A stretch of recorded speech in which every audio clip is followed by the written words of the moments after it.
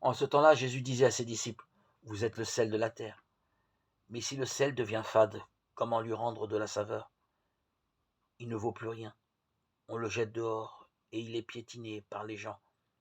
Vous êtes la lumière du monde. Une ville située sur une montagne ne peut être cachée. Et l'on n'allume pas une lampe pour la mettre sous le boisseau.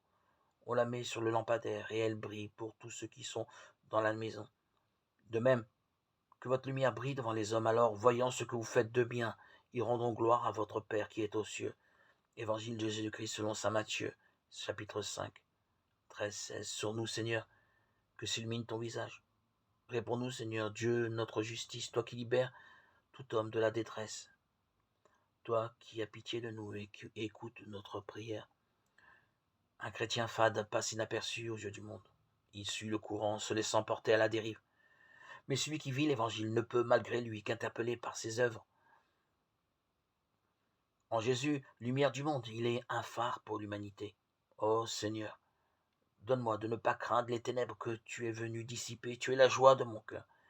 Seigneur, accorde-moi de recevoir tout ce que m'apportera la journée de demain, d'aujourd'hui, dans une tranquillité du cœur et une totale confiance dans ta miséricorde.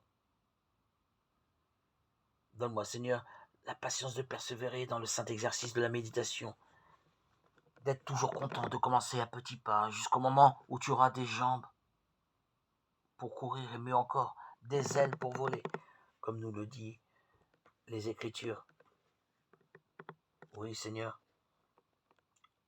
pas à pas, je veux m'envoler vers toi, te rencontrer.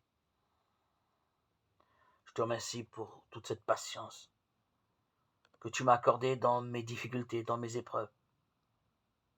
Je te remercie pour ces relations personnelles et uniques que tu entretiens avec moi.